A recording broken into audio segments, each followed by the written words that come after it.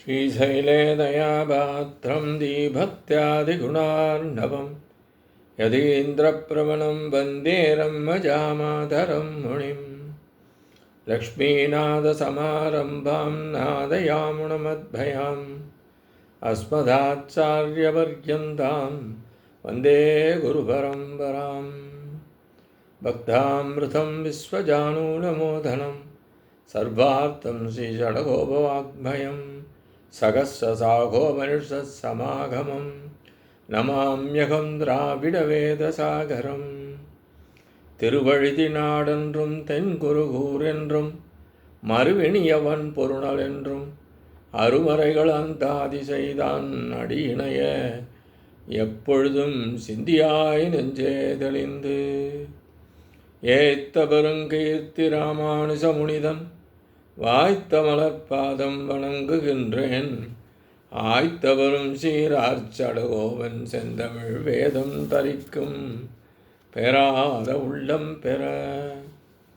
எம்பெருமான் திருவுருளாலே ஆச்சாரியன் அனுக்கிரகத்தாலே கடந்த பல தினங்களாக நாம் நம்மாழ்வார் அருளிச் செய்த திருவாய்மொழியினை அனுபவித்து வருகிறோம். இன்றைய தினம் அதன் தொடர்ச்சியாக நாம் காண இருப்பது முதலாம் பத்து, நான்காம் பதிகம், எட்டாம் பாசுரம். நீ அலையே சிறுபூவாய் நடுமாளர்க்கெந்தூதாய் நோயனது நுவலன்னன் நுவலாதே இருந்தொழிந்தாய் சாயலுடு மணிமாமை தளர்ந்தேன் நான் இனி உனது வாயலகில் இன்னடிசில் வைப்பாரை நாடாயே. நீ அலையே சிறு பூவாய் நெடுமாளர்க்கு என் தூதாய் நோய் எனது நுவல் என்ன நுவலாதே இருந்தொழிந்தாய் சாயலொடு மணிமாமை தளர்ந்தேன் நான் இனி உனது வாயழகில் இன்னடிசில் வைப்பாரை நாடாயே.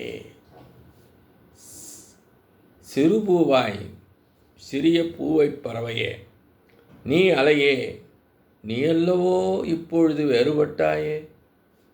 நெடுமாளர்க்கு எம்பெருமான் புருஷோத்தமனுக்கு என் தூதாய் என் தூதனாகிச் சென்று எனது நோய் எனது பிரிவாற்றாமையை நுவலென்ன சொல் என்று வெண்டச் செய்தேயும் நுவலாதே பொய்ச் சொல்லாதே இருந்தொழிந்தாய் வாளாயிருந்திட்டாய்.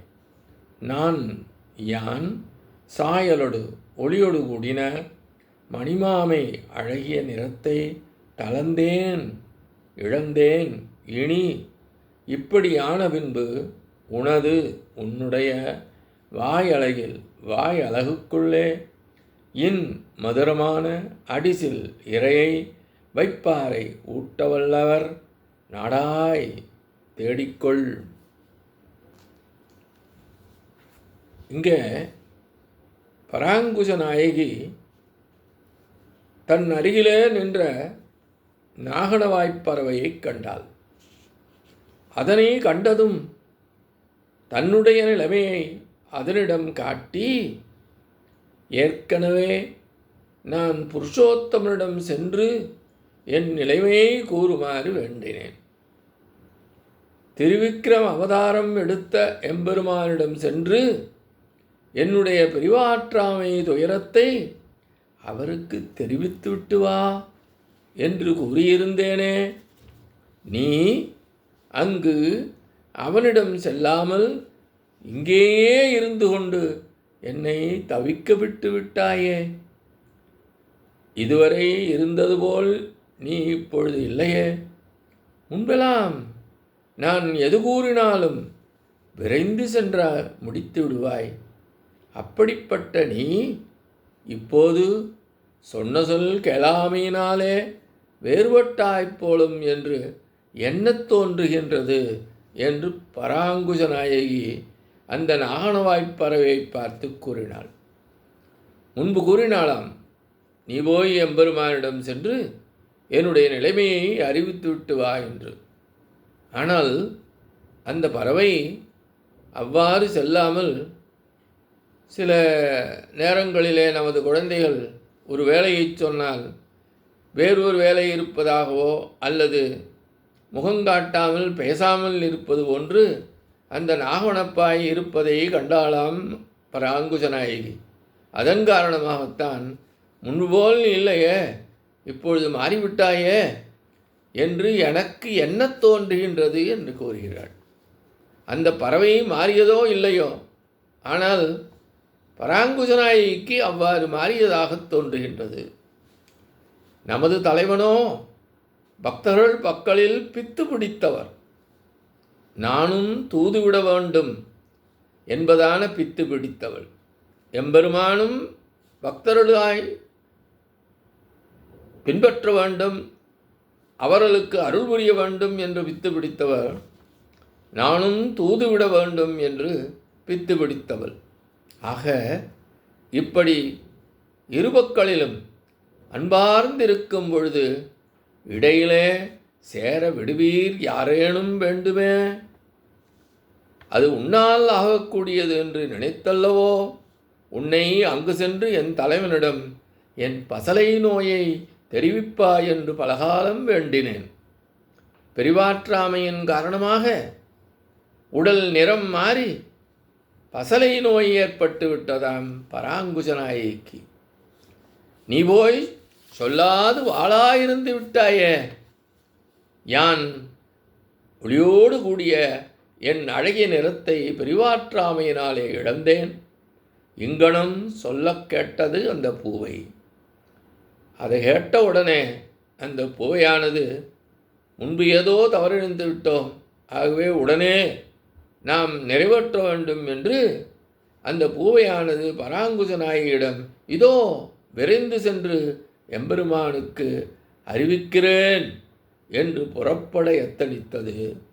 அப்படி புறப்பட எத்தனிக்கும் பொழுது பராங்குசநாயகி பிரிவாற்றாமையினாலே வெறுப்பு மிகுந்ததினாலே, நானே சோர்வுற்று தளர்ந்து போய்விட்டேன், இனிமேல் உனக்கு உணவூட்டி உன்னை காப்பாற்றுவது என்னால் இயலாது. இதனால் வரை அந்த நாகனவாய்ப் பறவையினை பராங்குசநாயகி வளர்த்து அதற்கு உணவு தேவையான நேரத்தில் உணவு ஊட்டி கொண்டிருந்தாளாம். அப்படிப்பட்ட பராங்குசநாயகி வெறுத்து போய் பிரிவாற்றாமையின் காரணமாக ஏற்பட்ட வெறுப்பு, அதனாலே என்ன சொல்லுகின்றாள் என்றால், இனி என்னுடைய உடல்நிலை உனக்கு உணவூட்ட அளவுக்கு இல்லை, உனக்கு இறையிடுதல் என்னால் இயலாது, எனவே நீ உனக்கு இறையிடுவாரை நீயே தேடிக்கொள் என்று சரம சமயத்திலே வார்த்தைகள் போல சொல்லுகின்றாள். இதுவரையில் தலைவிதான் அப்பறவைக்கு இறை ஊட்டியிருந்தார், இனிமேல் தன்னால் முடியாது என்றும் வேறு ஒருவரை தேடிக்கொள் என்றும் நாகனவாய் புல்லை நோக்கி கூறுவதாக இப்பாசுரம் அமைந்துள்ளது.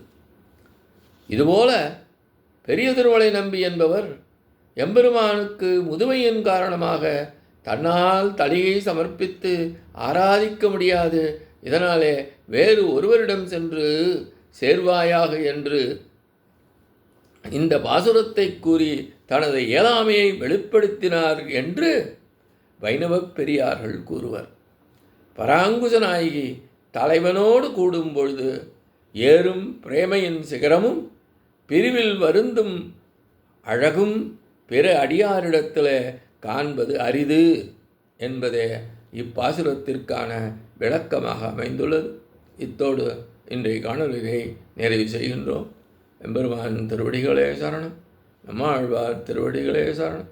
எம்பார் திருவடிகளே சரணம்.